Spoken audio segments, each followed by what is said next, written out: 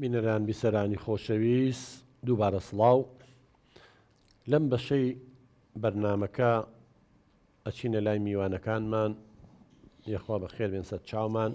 هیواداری نێوەش بەشدار بن لەگەڵمان بۆ ئەوەی بگەینە ڕێگە چارەیەک ئەم خێزانە لە تەلاق و لێکجابوونەوە بپارێزین دوور بخەینەوە با بچینە لای کاک داود جان فەرموو. سلام عليكم. عليكم السلام. دكتور جان سپاسیم دەرفەتتان لێکم بەڕاستی من نامەوێت زۆر سەرتان پێشێن بەڵام هەنێ قساکەم من سەرەتا حەقی ئەو قوشکایم من لەسەر حەقە هەمومان ئەزانینە بریندارە خۆم حەقی پێم قسەکانی زۆر تەواو بەڵام بەڵێ کاقادر تۆزێ زیادەڕەوەی کردو لە هەڵە و لا هلا باقد والله هما معرضين بو الله هەڵەکەش ئەوە نە گەورە نییە تا ژیانی خێزانیان بووە دۆزەق الحمد لله کە ئێدەم باڵەکەی خۆی هەنێکە قادر بەڵام مادام ئیتر وعدەیە و بەڵێنیا و شادە بێ لە بینە ئینشاءالله لەگەڵەوەی تۆش دەرفەتێکی باتیان بەڵێ لەگەڵەوەیان ئەو خوشکە بەڕێزە دەرفەتێکی باتێ هەم لەبەر خۆی گەورە و لەبەر ئەو مناڵانە بەڵێ دەرفەتەکەش من خۆم کاک داودجان لەگەڵ ئەوەیان داواکەی لە دادگا نەکێشێتەوە بۆی ئەم پاڵی لێ نەیاتەوانێ بگەڕێتەوە بەس لە دادگا بڵێ من ماوەیەک بیرەکەمەوانێ ئەگەر ئەم بۆی سەلمان ڕۆژ بە ڕۆژ بەرەو باشیە ڕوا دوورکەوتۆتەوە لەو بەڵایە لەو ڕێگا قێزەونە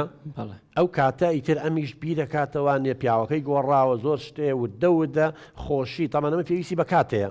ینی ساڕێژبوونی برینەکان خاسەنەم لایەنی خیانەت و ناپاکی پێویستی بەکاتەیە من دڵنیامەگەرەوەی باتێ ئەو کاتە بۆ دوجار دەتوانێت محکەمەش لەگەڵ ئەوەیە کە بەڕاستی ڕێکەونەوە خێزانەکان تووشی تەلاق و لێکجابوونەوە من تەواو ڕێک قسەکانتم بە سەراحەت ئەبێ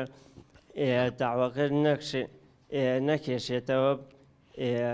بەس کاتی باتێ بۆ ئەوی ئەم قسەکانی و ئەم وعدانیاوەتی جێبەجێ بکە بەڵێ چونکە کاقادر معڕەزە بۆ ئەڵڵا لەوەشە باشتر بێ جا ئێمە ئیش لەسەر گەشتبینین ئیش لەسەر لایەنە باشەکەی بکەین بەڵێ سەراحەت من داواکارم لەو قوشکە بەڕێزە سوپاس بەخۆی گەورە کە نێتی ئەوەیە پێک بێتەوە لەگەڵ کاقادرە لەبەتەم لەبەر خۆی گەورە و لەبەر ئەو مناڵانە داودجان زۆر سپاس حتا خی گەورە ئەمرمان پێکاڵەیەوە لە زەوی ڕحم بە یەکتری بکەن یەکتری عفوکەن من لە ئاسمان ڕحمتان پێەکەم ئێم بەداخەو زۆر جار ڕق و کینە و وامان لێکە بەرچاومان تاریکە بێ ڕاستیەکان نابینین دەرەنجامی بڕیارەکانمان نابینین بڕیاری هەڵە ئەین بە پەلە ئەین بێبیرکردنەوە ڕاوێژ ناکەین هەموو لایەنەکانی لە بەرچاو ناگرین تا کار لە کارە ترازە و دوایی تاابن پەشیمانی دادی کەس نایە زۆر سوپاس کاک داودجان ئێستا چینە لای چنارخان فەرموو چنارخان سپاس دکتۆرگیان دەست خۆشی و لە یەکەم من وەک ئافرەتێک پشگیری و خاتونە بەڕێزە ئەەکەم وایە پیاوەکەی خیانەتی لێ کردو سەختترین شت بۆ ئافرەتیش خیانەت زۆر ناخۆشە ڕاستە بەڵێ بێگومان بەڵام لەبەر ئێستا کە ئەو پەشیمان زۆر کەم پیا و دام بە هەڵە و تاوانی خۆیان ئەنێت و پەشیمانە بێت ئەم کە پەشیمان بۆتەوە و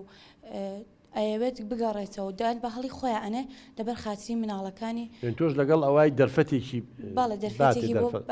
دەرفەدا هەمە ئەزانی چۆنە خاتون کورسم خان ئێمەڵین مەجالێکی بیتە دەرفەتێکی بیتە فرسەیەکی بیتە چانسێکی بیتە نەمانوتووە لە 100 عفووی کە و پڕەیەکی سپی هەڵبەنەوە چکەوە ئەوە لە واقع زەحمەتە یعنی ئەزام تۆ برینداری خاتونجان